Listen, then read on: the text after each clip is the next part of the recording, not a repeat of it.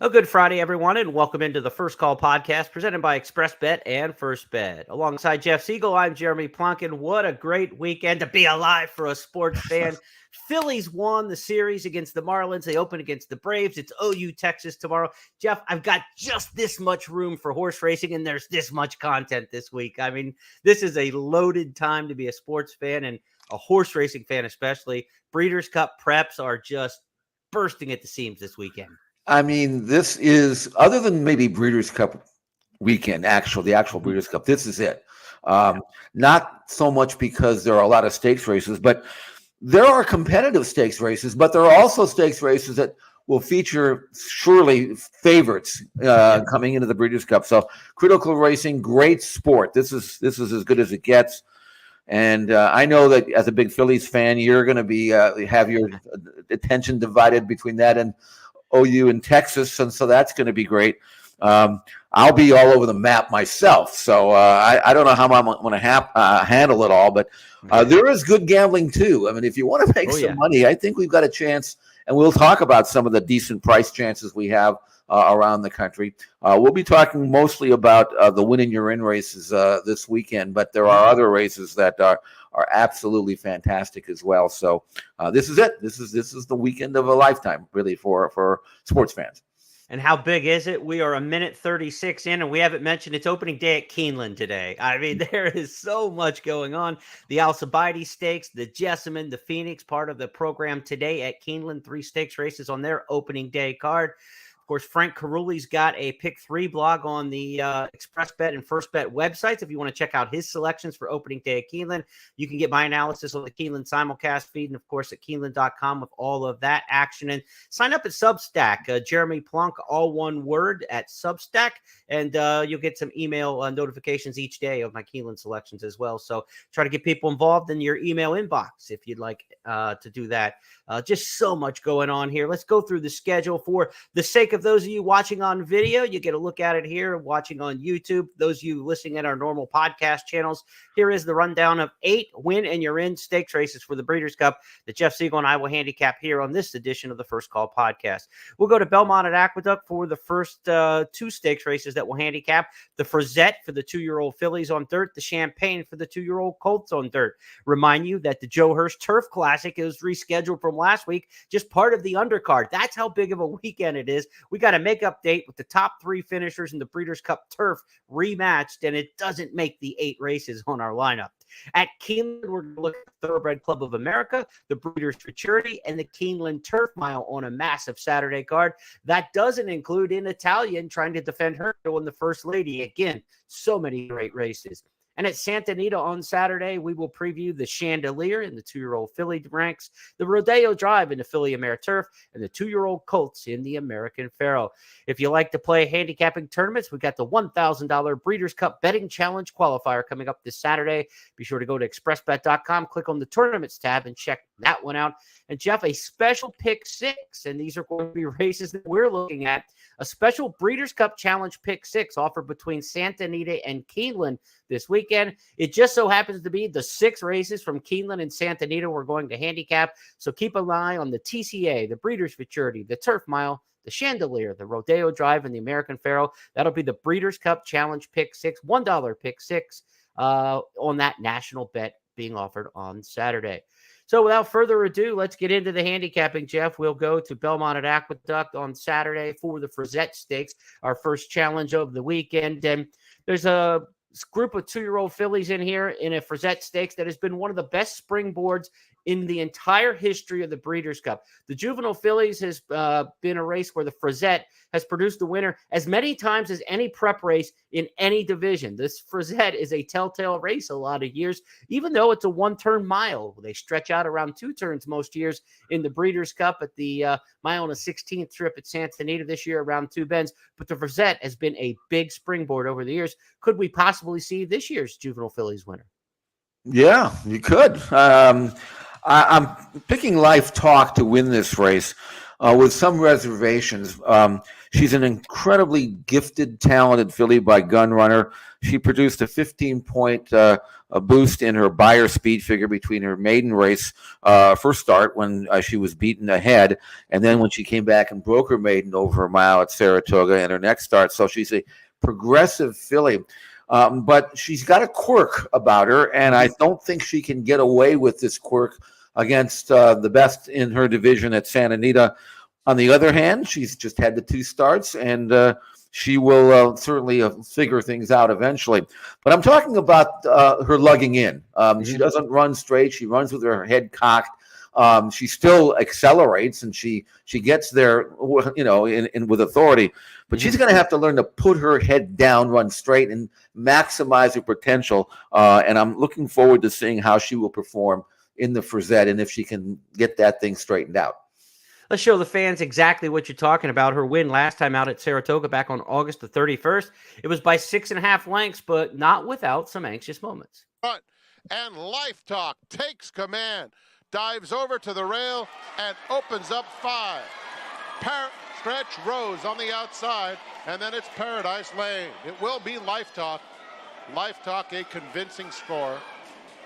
Geared down to win it by 5 or 6 emphatic lengths. Backstretch Rose was second best. Rising Inflation came back for more and finished third in front of Paradise Lane. Horse has that kind of issue with kind of lugging in and not wanting to run straight. Sometimes it's equipment, right? They can kind of change the bit, the way it's seated in the mouth might be a little more comfortable. So is there going to be an equipment change? Sometimes it's physical. A horse is shying away from something on one side by going to the other direction. Sometimes it's just mental, and they haven't put it all together yet, and they're just not physically as robust as they should be, So what are we looking at? We don't know, right? We're guessing as a handicapper in these kind of situations. Yeah, I don't know, honestly. She may be good enough. In fact, I think she probably is good enough to win this race, even doing that with the head cocked and the lugging in and all that. But you don't want to do that against the best. So right. It'll be interesting. Now, she hasn't been out since late August, so she's had more than a month, and I'm sure Todd's worked with her. Looking at her work tab, she's had 2 works since that last race, and both of them were bullet works.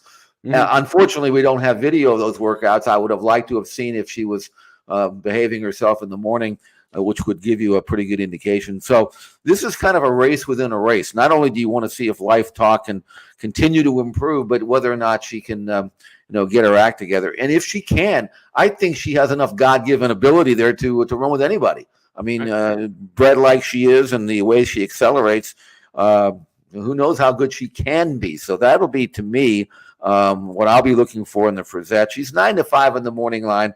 There are others in here that can run as well. It's kind of a good race in the sense that every one of the 6 that were entered coming off wins.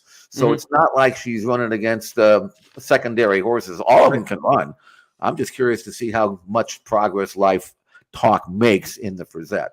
The next 24 hours critical in the juvenile fillies division to find a challenger for Tamara, the big Del Mar debutante winner, who's just training up to the Breeders' Cup, because the Alcibiades will be Friday at Keeneland, then the Frizette, and then we'll also have the Chandelier Stakes at Santa Anita on Saturday. So 24 hours really to find somebody to warm up Tamara the way it looks to this point. We'll find out. We'll know a lot more in 24 hours in this division.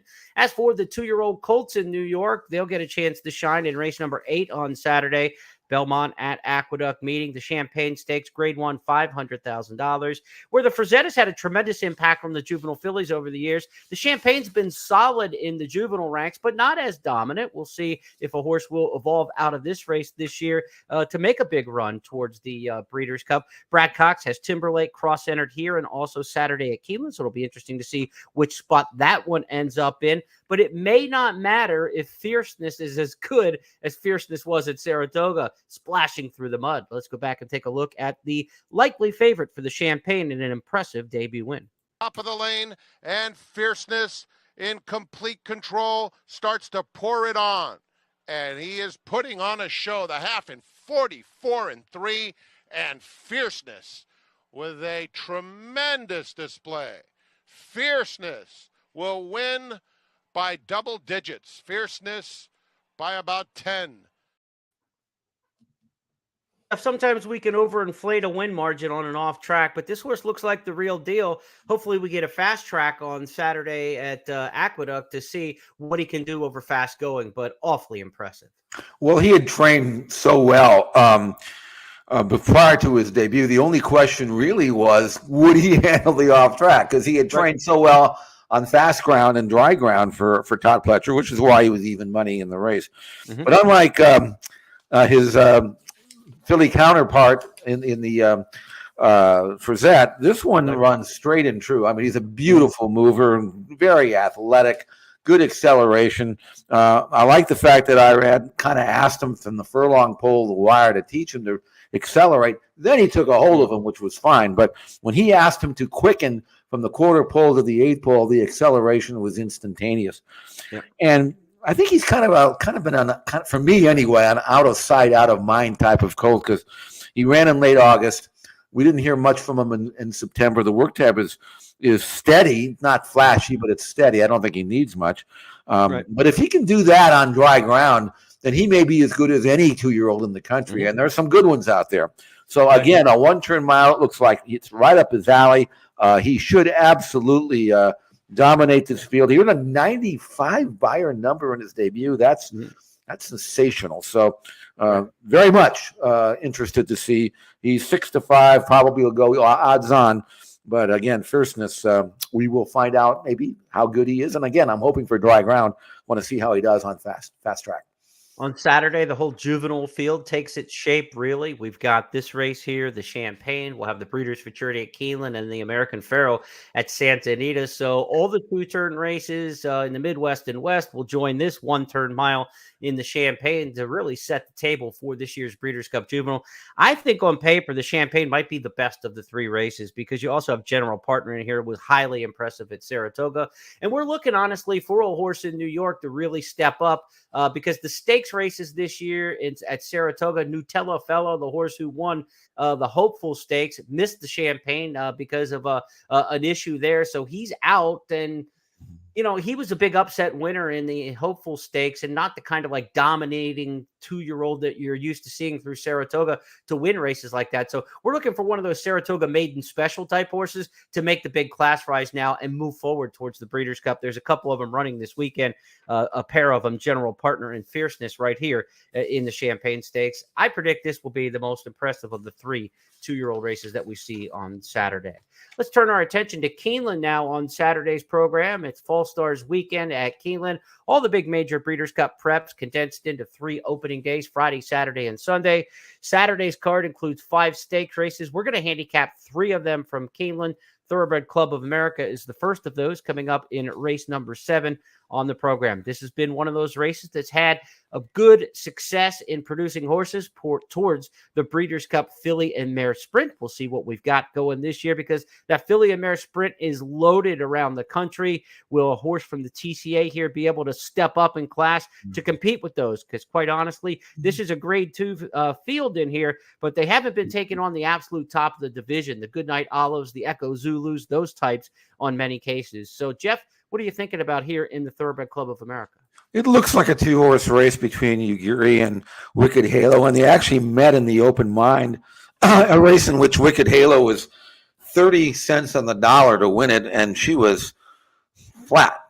She just didn't show the early speed to get position, and Uguri just kind of ran by her. I don't know whether you can take that form at face value. Any filly or any horse is, allowed to not run as well and then bounce back.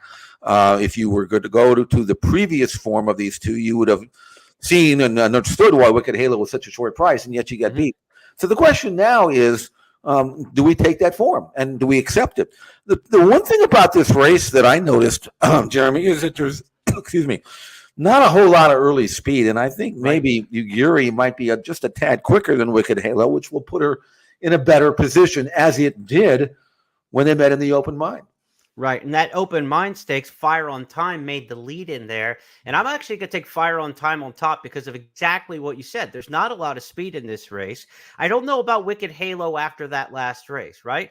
And then you look at Uguri. She's got 1 race on her form at Keeneland. She got beat 17 lengths. Now, that was going 7/8 of a mile, but horse for course at Keeneland goes both directions. Horses love it or they hate it. And I don't know if she necessarily hates it because she got beat by Goodnight Olive in a really good field in the Madison, but she did get beat 17 lengths in there. And to take a shorter price on her off of that, I'm going to go with the least amount of questions. I have no questions about Fire on Time. She went wire to wire in the one race she had at Keeneland. I get it. It was nowhere near this class of race.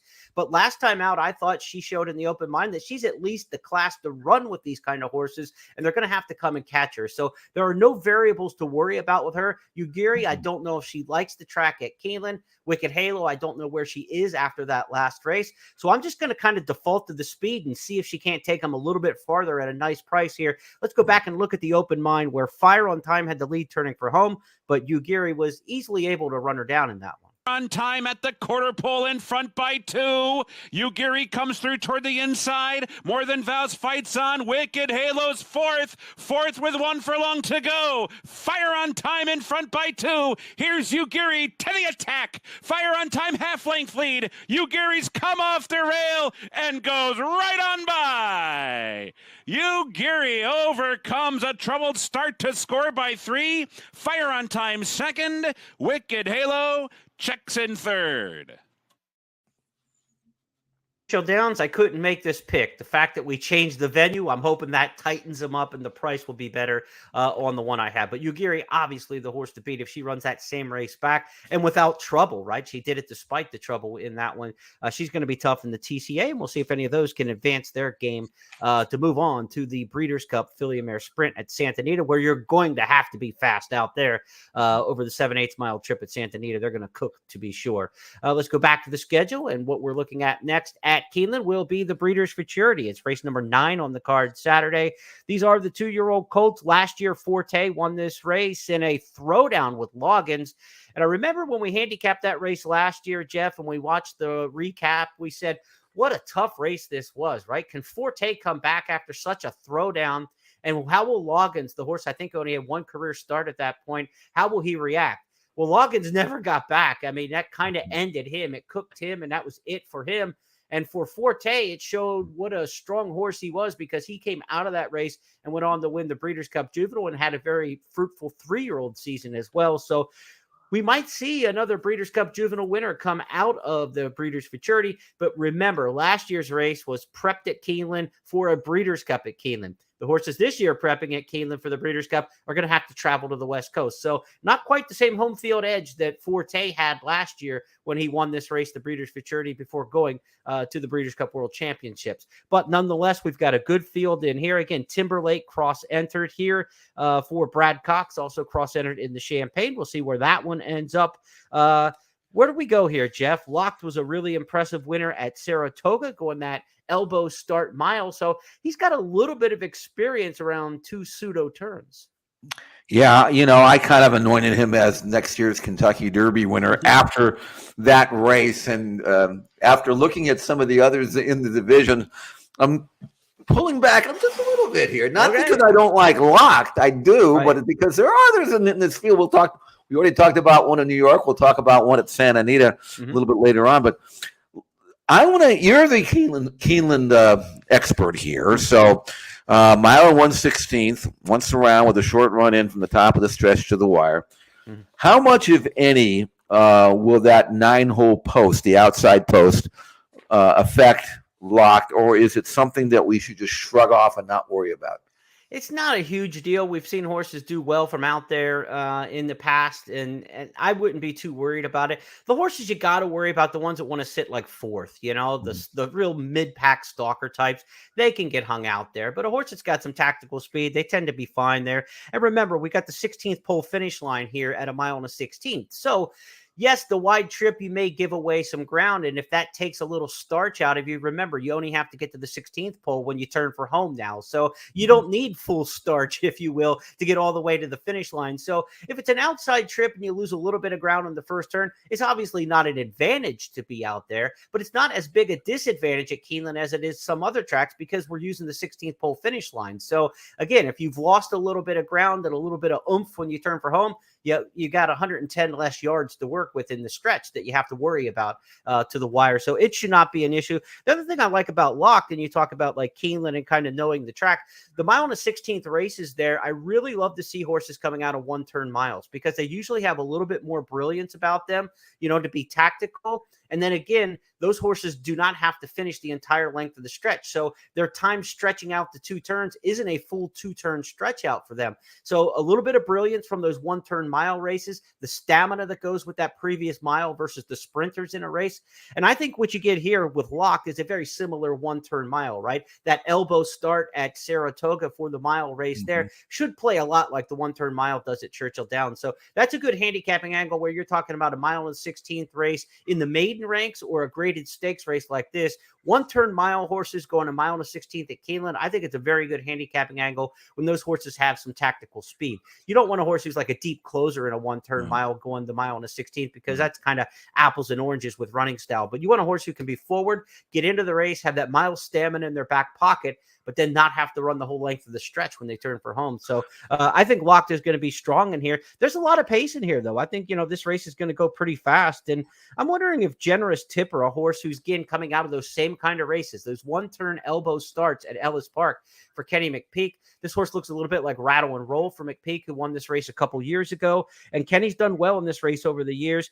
Curlin on the dam side, Street Sense up top. This horse is bred to get distance, and they've run distance in all 3 races in a mile. So I give Generous Tipper a shot in here, but Locked, the obvious horse to beat off that debut race or off that second career start. He was so good last time. Let's give the fans a chance to see what Locked looked like at Saratoga. In third, followed by Resilience. They're at the top of the stretch. Locked by 4. Drum roll, please. Running a good race, but still 4 lengths behind Locked, who's just hand-ridden, coaxed along, and it's lights out. Locked. And Jose Ortiz pouring it on, running aggressively through the stretch to win by 7 easy lengths. Drum roll, please. It's pretty much punctuation on the discussion for the Breeders' Futurity, right? I mean, that's what you want to see out of a horse stretching out to a mile last time. Again, a beautiful mover, great-looking athlete, ran fast, 96 Beyer number, moved up like you want to see between this first and second start. The thing about the 9-hole and everything you said, Jeremy, makes a perfect sense. But the other thing is that Jose's got a chance here to let this colt run out of there, pick his position. Even though he's losing ground, he can move whenever he wants to move. There's nobody going to be on his outside forcing his hand. He can sit there second, third, fourth, fifth, wherever he wants to be, and just kind of gallop along. And then when they hit the far turn, and you ask your colt to accelerate, we know he's got that. And then we'll find out how good he is. I think he's a terrific prospect for sure. But I don't think the outside the post will bother me because it kind of makes Lock puts him in a position where he can dictate his own trip. Even if he loses ground, who cares? As long as he's moving when he wants to move. Let's go to the featured race on Saturday at Keeneland, the $1 million Keeneland Turf Mile, presented by Coolmore. This grass mile race, obviously a prep for the Breeders' Cup Mile, and we've got the Woodbine Mile winner in here, Master of the Seas. We've got the Manhattan winner, Up to the Mark, who also won the Turf Classic on Derby Day at Churchill Downs. We haven't seen Up to the Mark since June, but we saw Master of the Seas more recently, and he was sharp in his U.S. North American unveiling. Let's go to Woodbine for that one and Robert Geller. As they come to the home stretch in the Rico Woodbine Mile, and here coming is War Bomber to join My Sea Cottage, and Lucky Score on the outside. Master of the Seas trying to gather them in. William Buick down the outside, and Shell Spider. Now I Chocolat is rallying. Master of the Seas goes up. Shell Spider deeper on the track. It is Master of the Seas exploding clear, and Master of the Seas racing away with the Rico Woodbine Mile. A most impressive display. It's Master of the Seas, a dominant win. Scores by almost 4 lengths to Shell Spite. Lucky Score third. 5 away War Bomber, then I Chocolat, and a long last My Sea Cottage. They ran 1:33.79. First off the plane was fabulous. If this horse, Master of the Seas, did not leave his best race on the track at Woodbine, going to be a major player in here. A little different configuration, right? You had the 1-turn mile with a tremendously long stretch there at Woodbine. Keeneland, this race is going to be a 2-turn mile with a shorter run through the stretch, different kind of composition of the grass course as well. So there is another hurdle for Master of the Seas to climb in this particular spot. But boy, he looks top class. Yeah, he came his last quarter and faster than 23, 22.3, 22.4. He's got that incredible kick that makes him one of, certainly one of the best, if not the best, turf milers in North America as we speak. Now, there may be a few others coming over for the Breeders' Cup, but that was devastating. He was 2-5 in that race off the plane, and you look at some of his previous races as a 3-year-old. He won the Craven Stakes at Newmarket, came back in 3 weeks, similar to what the time in between races is here. 3 weeks turnaround, and then all he did was get beat in those in the 2,000 guineas. So, I mean, he can come back in 3 weeks. He's a 5-year-old gelding, another one of those incredible Dubawi horses that Appleby trains, and from his inside draw, he doesn't drop that far back. He can lay somewhere in the middle, save ground. But if he can unleash that kind of late kick from the quarter pole home at Keeneland, I don't see anybody beating him. And I have a whole lot of respect for Up to the Mark, but we have not seen him since June. And I don't think Todd has completely cranked him up here. He's giving him a race. He'd like to win it, obviously. Right. But the main goal is obviously for him is the Breeders' Cup. So whatever he does here, Up to the Mark probably will do better in California. But I don't see him beating Master of the Seas, not only based on form, but based on what I just saw at Woodbine. That was impressive. If he runs that back, they're running for second. I think that's the absolute truth to this handicapping this race.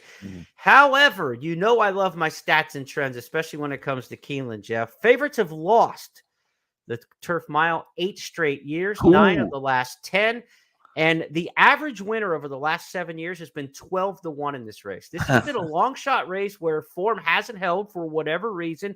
So if something goofy is going to happen, how do you figure out who the winner might be in this spot? Deep closers have had a lot of success in this race. The average winner more than 3 lengths back after the opening half mile. That's a real closers trend when you look at an average margin. And 12 of the 17 winners in the database we have at Keeneland were horses cutting back in distance from their most recent race. So you got to get a little bit of a hot pace, some meltdown, and maybe a closer. It's going to put me on Set Piece, the winner of the Arlington Million last time at 1.25 miles. I didn't think Set Piece could go the 1.25 miles last time. I always thought he was better if you trimmed him back a bit in distance. Now, while in raging best form, he gets the cutback, and I don't think he's going to be any better than 3rd, 4th, 5th choice in this race.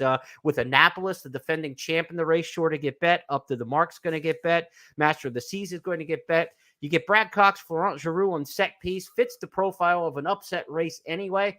Maybe we can get 8-10-1 on Set Piece. I'm going to take a shot. He's probably going to end up a non-threatening 4th close from off the pace. But, for a chance at some money, and when we look at a big late pick 4 in here with, all these big stakes races, pick 5, if we can beat one of these 2 favorites in this race, it's going to blow up the ticket.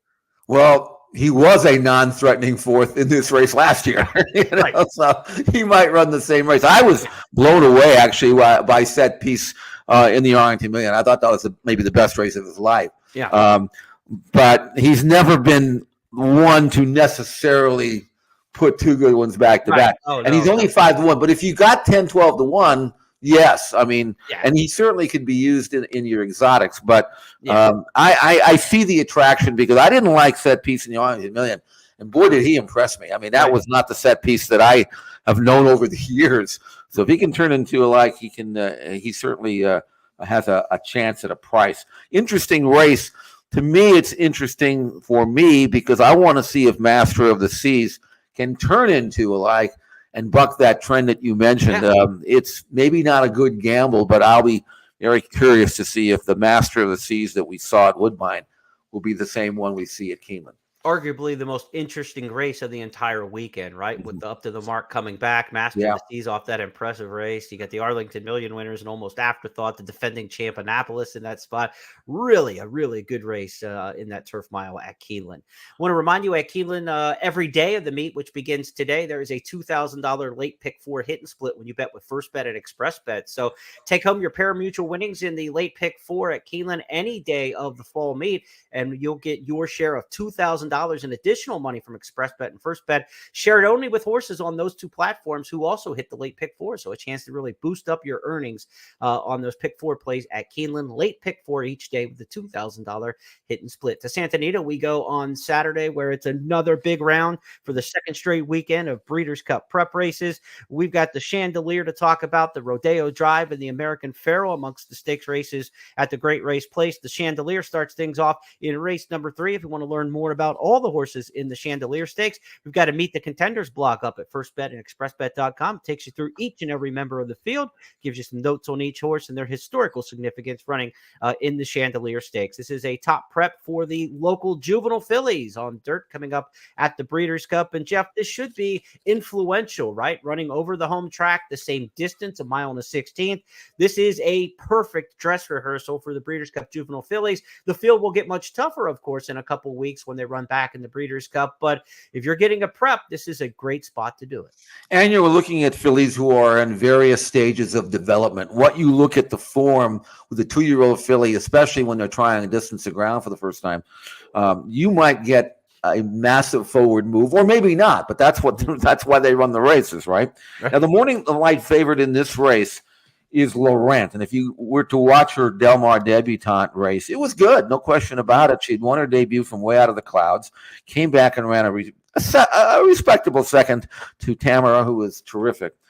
Here's my issue with Laurent, and that is she's by Practical Joke and out of a mare by Trap Shot. I'm not really sure whether she's a two-turn filly. Right. Even though you look at her the way she closed, I got the impression that maybe she was kind of losing a little bit of her punch late. Yep. And I'm not sure whether she's going to be able to drop way back and make that same run. So my bet against here is Laurent, even though recognizing that she is a good filly. Let her prove to me. And she's also putting blinkers on.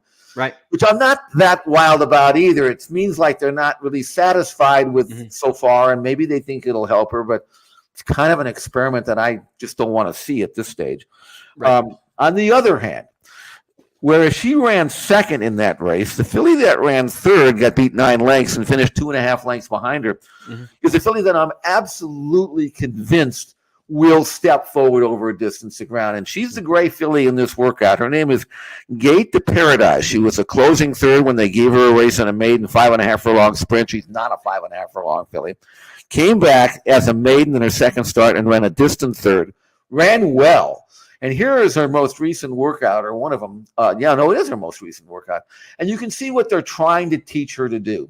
They're trying to take her back behind a horse, follow, and then ask her to quicken on the turn. Now, this is a 101 and 4 workout, but all of the speed here, all of the effort was accomplished from the quarter pole wire. She's going by her workmate, just cruising here. She still hasn't been asked to drop. So she switched off beautifully. I love to see this. And she's never really being asked here as she turns for home and then opens up at will, but still breezing every step of the way. What a good athlete, good mover. And as a daughter of Arrogate, she's going to get nothing but better with maturity, distance, age, and maybe even on Saturday when she shows her best stuff. This is a $950,000 Arrogate filly purchased this year. That's a lot to pay for a 2-year-old filly in training. And when's the last time we saw some kind of stock like this in the John Sheriff's barn? A $950,000 2-year-old buy with John Sheriff, that just kind of seems almost out of place, right? You take his patience and development of horses with that kind of brilliance that obviously showed at the sale. Could be a strong combination. I think you might be looking at one here that's just ready to blossom. That workout certainly gives me the indication she could. I mean, she looked like she was going in 103 and she went in 101 and change. Here's another thing. This is a very minor handicapping angle, okay? It's like number 18 or something. But did you notice that there's a filly in here who's 8-1, trained by Keith DeSorma, named Autumn Chill? Pretty nice developing filly by constitution. Just broke her maiden over a distance of ground by 4 lengths. Looked good. Kent DeSorma, who rides for his brother, rode on all 3 races. Guess who he jumps off to ride? Gate to Paradise. I mean, if you're going against your blood brother you must think that, I don't want to lose the mount on this filly here. So anyway, Gate to Paradise is 5-1 on the morning line. Now, there should be enough pace. Obviously, Kent's going to take her back. He's going to switch her off, and he's going to let her run from the quarter pole to the wire. And I think she's got the acceleration, the turn of foot that I think can roar on by. This is a big, big race. She's going to need this race to win, I think, to get into the Breeders' Cup. And I think she's got a very good chance to do it. And with, Dua in the race, who I think will show speed. There's a couple others in here that probably will be forwardly placed. Certainly, Shadow Ass on the rail from the rail. She's going to bust out there and go. There should be sufficient pace to set things up for Gate to Paradise. I'm really looking forward to her. I mean, I've almost conceded the fact that Tamara is going to win the Breeders' Cup Juvenile Fillies. She's going to train right up to the race. Mm-hmm. But Gate to Paradise is a comer. And like you say, $950,000 at Ocala in March. You have to imagine what kind of filly she looks like and how she previewed then. Mm-hmm. She's exciting to me.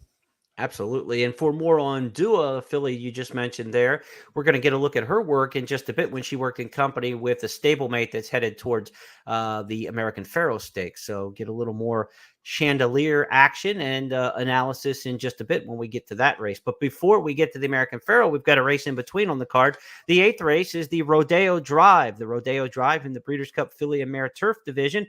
1.25 miles the trip here. They're going to get a good dress rehearsal for the Filly and Mare Turf. It's going to get a lot tougher when the international horses and the horses from the East Coast come west. But this local prep has never produced a winner of the Filly and Mare Turf. So will this be the year? I mean, I don't know if Anisette's a filly who's going to go towards the Breeders' Cup as a 3-year-old taking on older runners. She'll try it in this race as a 3-year-old taking on elders. And her win last time out in the Del Mar Oaks gives you every indication she's good enough. Anisette making headway now, only 5 off the leaders. They come to the top of the lane. Ruby Nell is the leader. Anisette goes for a run at the rail, and it's a dream run. And Anisette bursts through on the inside, takes the lead and kicks for home. And it's going to be Anisette, perfectly ridden by Umberto Rispoli, to win the Del Mar Oaks. Close then for second. Be Your Best. Impact Warrior was right there too. And then Ruby Nell.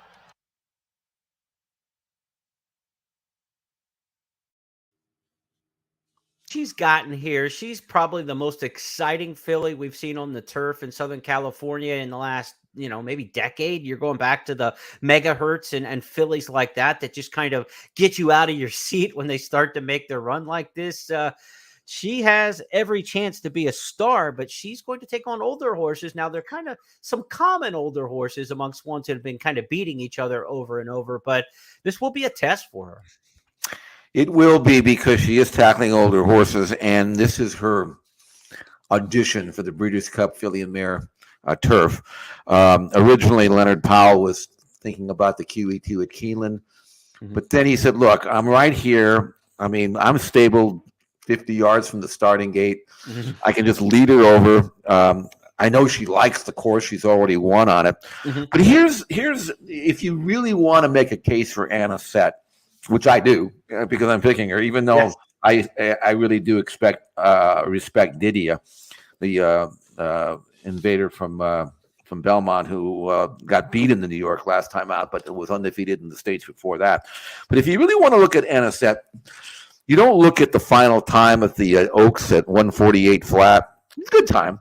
And you don't look at the buyer number of 91, which, by the way, I do not think does her justice. Here's what I look at. Last 8th and 11 and 2, going 1 mile and an 1/8. And it wasn't even, she was quicker than that because she wasn't in front at the 8th pole. And to me, the really, truly great older filly and mare turf runners that I've seen in my lifetime all have one thing in common. That is the absolute instant acceleration, the turn of foot, they say, the ability to go from 0 to 60 in a matter of 2 strides. And that's what Anisette can do. And to me, because she relaxes so well, she doesn't ever pull. She is the easiest ride any jock will ever have, because she's like driving a car. It's a push button.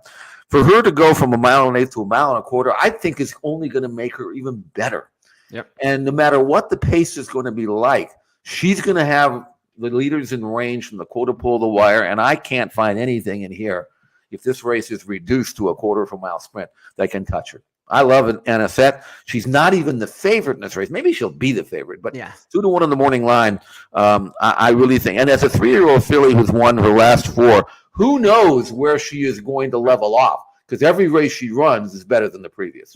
She's one of the more exciting horses in the country this year because kind of came out of nowhere, right? I mean, some you knew about, right? And there are more accomplished horses. So I'm not saying she's had the best campaign this year, but just from like unknown to what she has shown and displayed, and one of the more exciting and meteoric rises this year, she could be anything. We'll see when she gets this big test. It's part of the All Turf Pick 3, the Keeneland Turf Pick 3 each day. The $3 minimum wager is part of the Santa Anita meet here each and every day of the Santa Anita season, like they do have at Keeneland with an All Turf Pick 3 as well.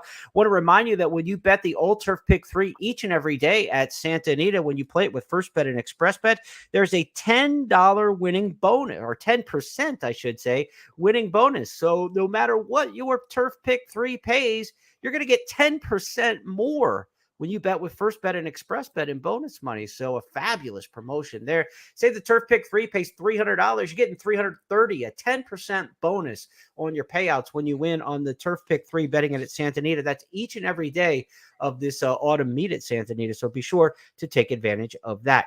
Our final race to handicap this week is the American Pharoah Stakes for the 2-year-olds. We had mentioned earlier about the Champaign in New York, the Breeders' Futurity in Kentucky, and now the final of those major races for the 2-year-olds in the juvenile division will take place at Santa Anita in race number 9, the American Pharoah.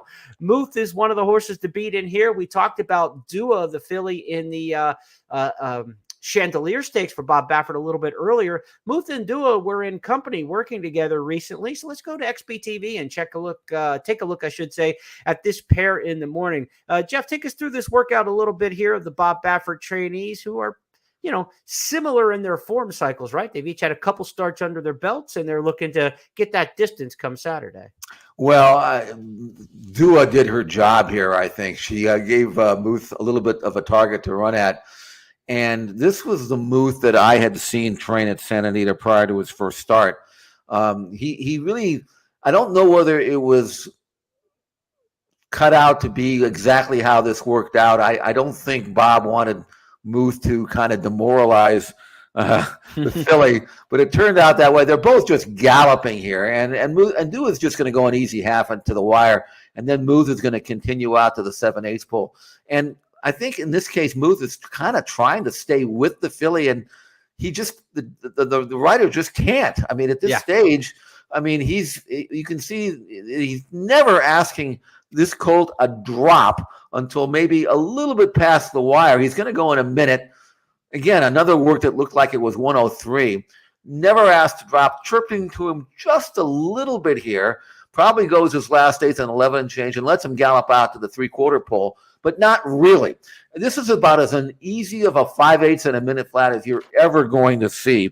This is a colt who broke his maiden first time out by almost 9 lengths and was all the rage in the best pal. And I can tell you that the Muth that ran at Del Mar is not the same colt as was before or now. Just draw a line through that race. Now, his stablemate, Prince of Monaco, who is going to be trained up to the Breeders' Cup juvenile, he beat him that day. But that was one of those, and you've seen it, Jeremy. That was one of those funny, fishy, deep inside tracks at Del Mar. And that race was won at the draw because Prince of Monaco drew outside. Muth got into that quicksand along the inside, spinning his wheels, hated the track, finally gave up, wasn't persevered with by Juan Hernandez. But since then, I mean, you saw it. And not only that, but he's stretching out. He's by good magic out of an Uncle Mo mare. He's in the 2-hole. The pace situation looks very favorable.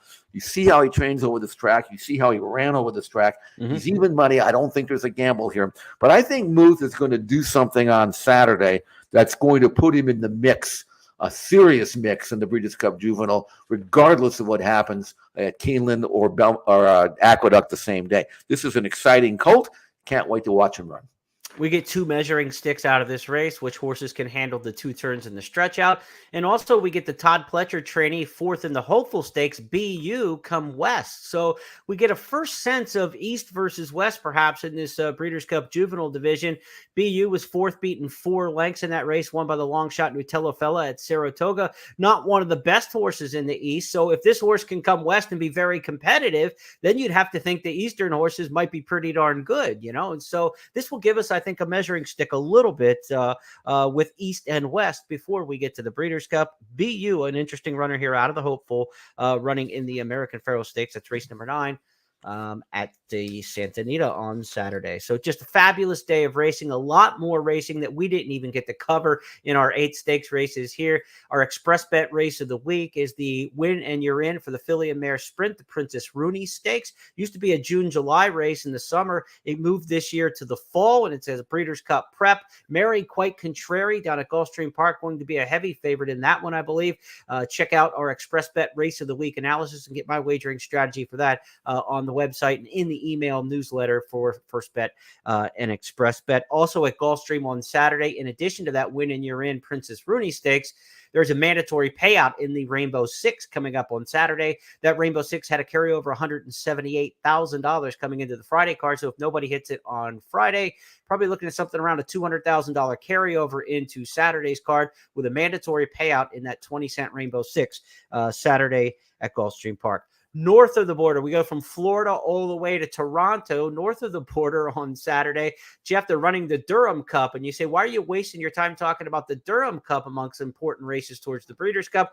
That's because Algiers is running in that race. That horse was runner-up in the Dubai World Cup earlier this year at Meydan. Was supposed to run last weekend in the Woodward, but when the track came up soupy and they rescheduled some stuff around, and they just decided we're not going to run in New York in this race. We're going to go up and run over the synthetic and get a prep for the Breeders' Cup Dirt Mile, potentially the Breeders' Cup Classic through the Durham Cup. So we even got to keep an eye on Woodbine Saturday. No, I like Algiers. You know that. If you look at his Meydan form, it's outstanding. And that Breeders' Cup Dirt Mile, still kind of a volatile situation there as to who might win, who might not. Interesting quotes from Steve Asmussen saying, I don't know what I'm going to do yet. Well, he can, maybe next week we'll tell him what to do. Okay. Yeah, right.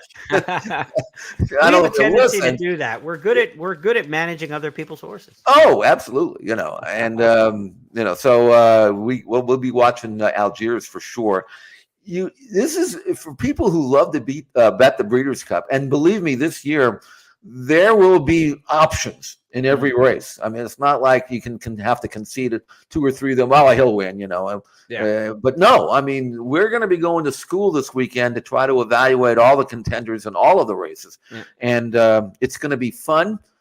Mixing a lot of college football and Jeremy with his Phillies. I don't know how you're going to handle it all. I really don't. Spread the games out. OU Texas is at noon, and the Phillies won't be till night against Atlanta. So they still got a little bit of time. They did that for you, huh? They said, well, okay, we're not going to put them, at the same time frame because the Jeremy will go nuts. But yeah, I've had enough heart issues this year. I don't need any. Yeah, for sure. So everything's got to go right for us. That's right. What we're hoping for. Between the gambling, the sport, the different divisions, and the anticipation of what some of these 2-year-olds that we are so high on will do as they step forward and move up in class and get another race on their resume. It is just an incredible weekend, not just Saturday, but Sunday as well for fans of this sport. As we record this on Friday morning, I'm already looking forward to it. Awesome. You mentioned Sunday. Let's give fans a quick sense of what's happening on Sunday. You got the Spinster Stakes at Keeneland, where Nest and Idiomatic get the big matchup, and that one should be a great race. You got the Canadian International at Woodbine, $10 money back special on the Canadian International when you bet with First and Express Bet. So check that out from Woodbine on Sunday. The EP Taylor also run traditionally for the Fillies and Mares on the turf the same day as that Canadian International. And at Santa Anita, you've got a couple prep races towards the 2-year-old Future Stars Friday program on the grass with the Zuma Beach and also the Surfer Girls Stakes. And in New York, you've got the Distaff Prep and the Beldame. So there is a lot going on Sunday alone. Sunday looks like a Saturday most days on the racing schedule throughout the year. So this is a fabulous 3 days of racing. Hopefully you get it off to a great start with opening day Friday at Keeneland. And again, the return of racing at Santa Anita for the racing week starts today. Jeff's got his full card analysis all set to go for you. And Jeff, the Santa Anita Derby winner is back today. Practical move. Yeah, and he's trained really well. And let's not forget that if he were to run well today, and I expect him to, I'll be disappointed if he doesn't. Mm-hmm. He's Breeders' Cup Classic type horse, you know. We know he likes the track, so we'll see how. Again, you even have to go to school in an allowance race, you know, because you never know when your next major contender is going to be. But it's going to be an exciting weekend. I'm preparing for a 6-hour edition of our It's Official race show on Tuesday. We'll need it to cover all the ground, but it'll be fun as we look ahead and then look back, and then we can really, really concentrate on the Breeders' Cup, and we'll have 3-4 weeks to do that. And looks like again, just hopefully everybody makes it to the races in one piece, and then we'll have a great day of racing at the end of the month. You know, we love racing fans, but we love the core audience, the gambler, more than anybody. So before we say goodbye today and all the great racing we've talked about going on around the world over the next 3 days, don't forget you also have Pick 5 carryovers today at Laurel Park in Charlestown. Get after it. There's some Pick 5 carryovers you want to get into. Play with First Bet and Express Bet. Build your bankroll towards the Breeders' Cup. And, you know, I don't like that statement, build your bankroll towards something. Just build your bankroll in general. Get that account balance up there high. Get your withdrawals and enjoy this racing game and be successful at it. So on behalf of my partner, Jeff Siegel, and everybody with First Technologies, what a fantastic weekend we've got coming up. Enjoy it all. Hopefully Monday we can be yelling Boomer Sooner and Go Phils. We'll be fighting this weekend around the television set, fighting for space to watch all this stuff. Have a great weekend, everybody. We'll talk to you Tuesday.